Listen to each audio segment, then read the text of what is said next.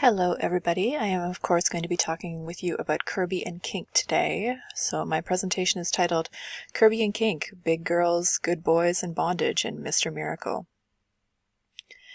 The first time I met Mr. Miracle on the cover of Mr. Miracle #1, originally published in 1971, I immediately fell in love. First of all, it's a beautiful cover, as so many Kirby covers are, dynamic and strange and somehow both abstract and visceral. The context is vague at best, requiring leaps of logic like, why would anyone willingly allow themselves to be bound in extravagant chains that are bound to a rocket bound for space? It's for a wager, apparently, but that's an odd conflict for a superhero, since it's an individualized, manufactured one. There's nothing selfless or pro-social about performing spectacular feats just to prove that you can. That's something an exhibitionist does, something a flaunter does, something, even, that a pervert does. Which is fitting since the hero is wearing a gimp mask that renders his face blank and turns him into even more of a toy than most superheroes already are. He's a package nicely packaged for public and private amusement and thrills. Mr. Miracle himself even promises a rude shock. This emphasis on body as spectacle continues onto the opening splash page, where Mr. Miracle instructs his sidekick Oberon, a little person consistently referred to as a dwarf, to secure the locks, make certain the metal grips with unyielding firmness. We must give a flawless performance for that young onlooker. I feel somewhat silly emphasizing the sensuality of the language here, but I've learned from studying sex and superheroes that my gaze is naughtier than some, so I will. The metal chains are personified as capable of embracing the hero's body, with a degree of human passion. The chains grip Mr. Miracle. They're unyielding, and they're firm, which can be a physical quality or an emotional one, or both. Importantly, it's Mr. Miracle who imbues his chosen chains with these sensual qualities, which in turn imbues their steely embrace with desires both phallic and masochistic. And, once again, exhibitionist. Mr. Miracle specifically wants to be bound by steel and thrust into peril and not fuck up because there's somebody watching. A specifically young someone, a specifically virile someone. Mr. Miracle isn't just indulging kinky desires, he's self-consciously performing them. This presentation of the hero's body as spectacle and idea and play-withable toy is also part of the plot, which reveals the Mr. Miracle on the first page isn't the one who'll star in the rest of the series. It isn't Scott Free, son of the New Genesis High Father, refugee of Apocalypse, lover of the Mega-Rod-wielding Big Barda. I will get to her in a moment. The Mr. Miracle on page 1 of Mr. Miracle #1 is, in fact, escape artist Thaddeus Brown. Scott Free is the young onlooker, the voyeur enthralled by Thaddeus's performance. They subsequently go back to his place and play with chains together, before Thaddeus dies at the hands of a mobster and Scott takes his place, appearing when in costume, indistinguishable from a completely different guy twice his age. That's that interchangeable toyness I talked about. One guy is as good as another when he pulls on a gimp mask. Admittedly, I'm doing a lot of subjective gazing here, but what is comics reading if not that? Part of why it's important to talk about how we read comics and foreground our subjectivity in those discussions is because that's the only way to honestly account for the special subjectiveness of this medium. We're all familiar, as comic scholars, with Scott McCloud's theories about the participatory nature of comics.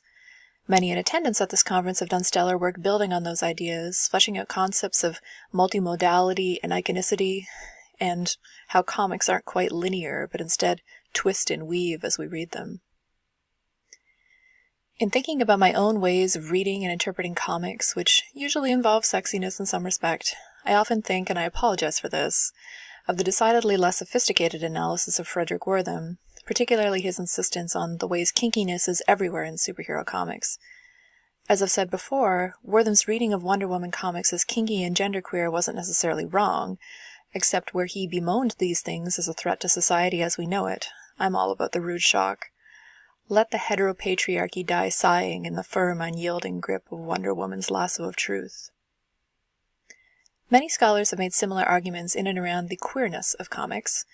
Jessica Q. Stark, for instance, argues that, quote, the long-publishing U.S. comics figure writ large is a site for queer knowledge-making that invites revisionary accumulations, serial mobility, playful recombination, and an iconic malleability that underscores the multi-voiced site of comics as a characteristically queer medium.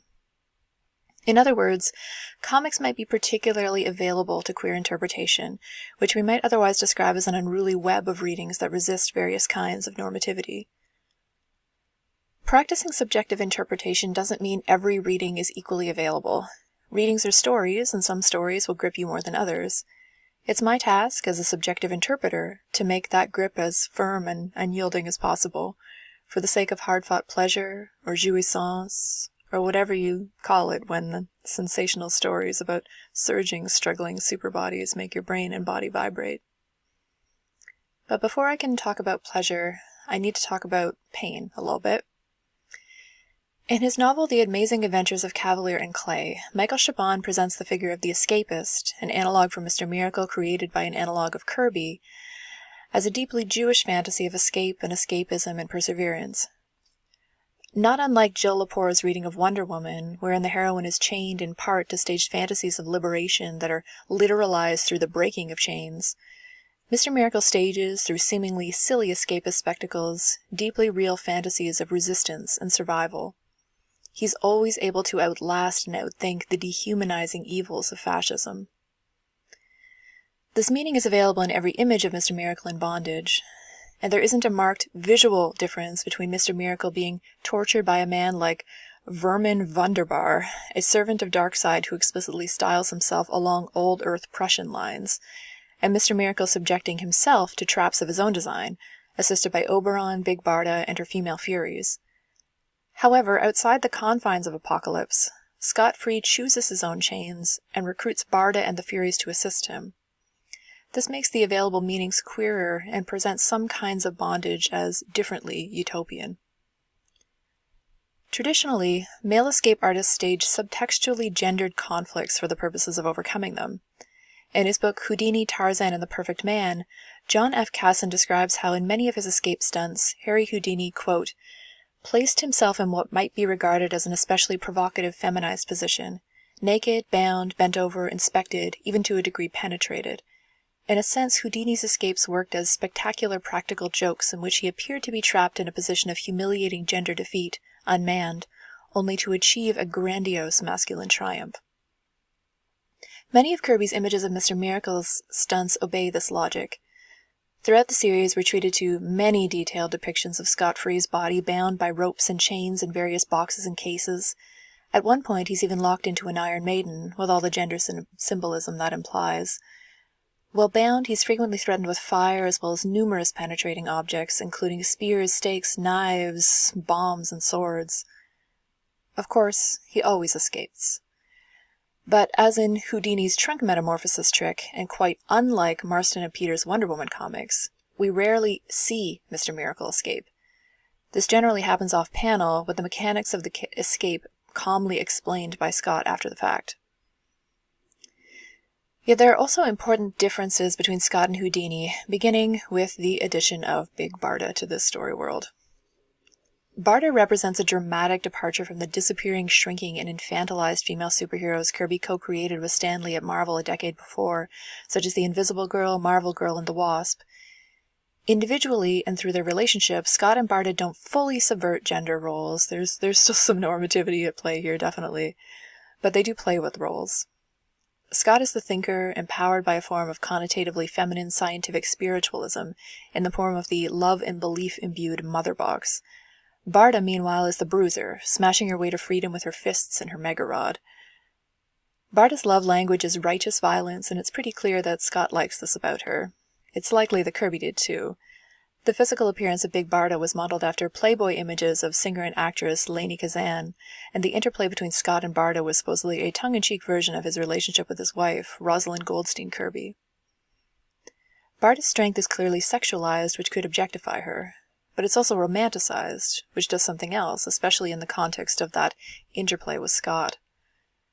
Some of the comic's most joyful scenes involve Barda participating in the bondage and testing of Scott.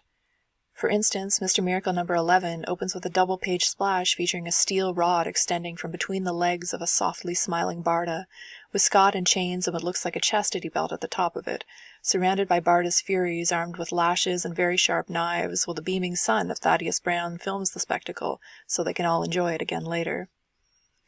And in the double-page splash that opens Mr. Miracle number 15, Scott softly smiles at Barda before she seemingly crushes him with what's called a pair of pliers, but let's be honest, it's clearly kind of a nutcracker designed by Scott to be wielded by Barda for this purpose. This can be read as another masculine triumph. Scott's balls are such that even Barda can't crush them. But there's additional deviance to be found in considering the nature of bodies in the comics form, and these comics in particular. Many of the images in Scott and Bondage appear on covers or splash pages, enhancing the spectacle and encouraging us to spend time investigating the interactions between Scott's body and Kirby's creatively detailed machinery. The creativity of the machinery, as in this image of the rocket sled, encourages creative interpretation. We're not quite sure what the rocket sled does, what the various elements might do to Scott, where and how they might pinch, squeeze, or penetrate him. As such, we're free to imagine. I would argue that we're even encouraged to imagine. Within these fantastic machines, Scott is toyified, but always in ways that are both identifiable and abstracted. Because this is comics with their vaunted amplification through simplification, and because this is Kirby, in which bodies, in the words of my fellow panelist Charles Hatfield, quote, drift toward the symbolic and purely graphic, devolving to abstract ideograms of force. Abstract ideograms might not be pornographic, but they can definitely be erotic. They also lend themselves especially well to certain kinds of eroticism, including kinky eroticisms that pair well with that subjectiveness I keep talking about. In scenes like these, are you experiencing these characters as objects or ego ideals or fetishes, or something else entirely? These are rhetorical questions because every possible answer is correct. When bodies are ideas, they can become especially accessible as things you can play with. Like metaphors, their distance from reality can pull you closer and keep you safe. Which brings me to another way of reading and enjoying those off-panel climaxes. Superhero sexuality is often considered juvenile, and there are some good reasons for this related to the general reification of boringly binary gender roles and just pervasive sexism in general. There are also some bad reasons for this, related to the genre's sublimation of sex into fantastic metaphors. It's a form of thinking too much with one's heteronormative dick to assume that because penises don't generally enter vaginas on panel in mainstream superhero comics, the sexual fantasies they offer are automatically juvenile. Broadly speaking, kink encompasses a wide range of interests and behaviors, including eroticizing intense sensations, eroticizing interpersonal power dynamics and differences, enduring fascination and arousal with specific sensory stimuli, including specific body parts or inanimate objects, erotic role play, and erotic or arousing activities that include heightened or altered states of consciousness. Many of these activities incorporate sexual behaviors but are not limited to sex or the same thing as sex.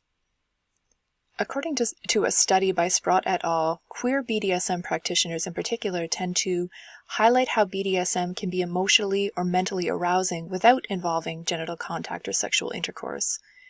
In several studies of queer BDSM communities, the decoupling of sexual pleasure from penetrative intercourse emphasizes kink as a form of healing. The need to talk through, negotiate, and develop scenarios and exchanges of power can be useful in, quote, coping and growth regarding physical disabilities, mental health challenges, confronting abusive histories and dynamics, and addressing issues of shame. The bondage exercises that Scott, Barda, Oberon, and the Furies participate in can function similarly. Importantly, while all of these exchanges are spectacular, they are also in general largely private. Though many covers show crowds, within 18 issues of interior stories, none of Scott's chosen performances, and it's important that this is the chosen performances because the forced performances are different, but in none of his chosen performances, none of these occur in front of a crowd of more than 2 people beyond those assisting in the act. This encourages an implied intimacy with the reader, which enhances the subjective identification I discussed before. I'm sure some of you are gearing up to ask, am I saying Kirby intended to embed these meanings in his work?